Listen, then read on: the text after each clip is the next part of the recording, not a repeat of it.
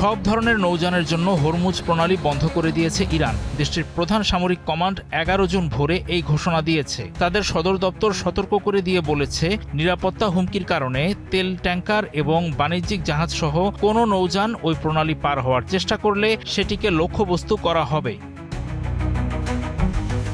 ইরানের ইসলামিক বিপ্লবী রক্ষী বাহিনীর নৌবাহিনীও ঘোষণা করেছে, মার্কিন যুক্তরাষ্ট্র বারবার যুদ্ধবিরতি লঙ্ঘন করায় পরবর্তী নির্দেশ না দেওয়া পর্যন্ত হরমুজ প্রণালী বন্ধ থাকবে। বাহিনীটি সতর্ক করে জানিয়েছে, পারস্য উপসাগর বা ওমান উপসাগরে কোনো নৌযানকে তাদের নোঙর ছেড়ে যাওয়ার অনুমতি দেওয়া হবে না। প্রণালীটির কাছাকাছি আসাকে শত্রুর সঙ্গে সহযোগিতা করার শামিল হিসেবে গণ্য করা হবে বলেও জানানো হয়েছে।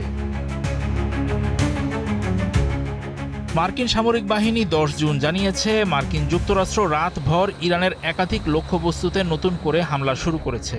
তাদের প্রেসিডেন্ট ডোনাল্ড ট্রাম্প প্রতিজ্ঞা করেছেন, কোনো শান্তি চুক্তি না হলে আরও হামলা চালানো হবে। যুক্তরাষ্ট্রের এমন হামলার জবাবেই ইরানের শীর্ষ যৌথ সামরিক কমান্ড সতর্ক করে দিয়ে বলেছে, বন্ধ থাকা হরমুজ প্রণালী দিয়ে কোনো নৌযান পারাপারের চেষ্টা করলে তারা গুলি চালাবে। ইরানি গণমাধ্যম জানিয়েছে, দুটি জাহাজের উপর এরই মধ্যে গুলি চালানো হয়েছে। ইরানের বিরুদ্ধে যুক্তরাষ্ট্রের নতুন করে হামলা চালানোর পর ইরান গুরুত্বপূর্ণ এই জ্বালানি চোক পয়েন্ট হরমুজ প্রণালী বন্ধ ঘোষণা করল।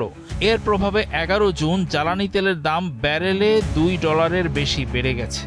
তবে মার্কিন সামরিক বাহিনী 10 জুন সামাজিক যোগাযোগ মাধ্যম এক্সে জানিয়েছে, বাণিজ্যিক জাহাজগুলো নাকি ওই প্রণালী দিয়ে চলাচল অব্যাহত রেখেছে।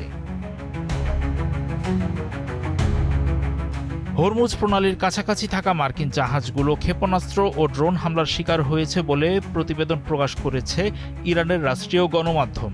তারপর মার্কিন সামরিক বাহিনী আরও জানায়, ওই জলপথে কোনো মার্কিন যুদ্ধজাহাজে আঘাত হানা হয়নি। যুক্তরাষ্ট্রের বাহিনী 10 জুন স্থানীয় সময় বিকাল 5:15 ইরানের অভ্যন্তরে একাধিক লক্ষ্যবস্তুতে নতুন করে হামলা শুরু করে। এটি ছিল মধ্যপ্রাচ্যে বাড়তে থাকা হামলা পাল্টা হামলার সর্বশেষ ঘটনা। এই পরিস্থিতি আবারও একটি পূর্ণাঙ্গ যুদ্ধের আশঙ্কা তৈরি করেছে। গত এপ্রিলের শুরুতে দুই পক্ষই একটি ভঙ্গুর যুদ্ধবিরতিতে রাজি হওয়ার পর সংঘাত সাময়িকভাবে স্থগিত ছিল।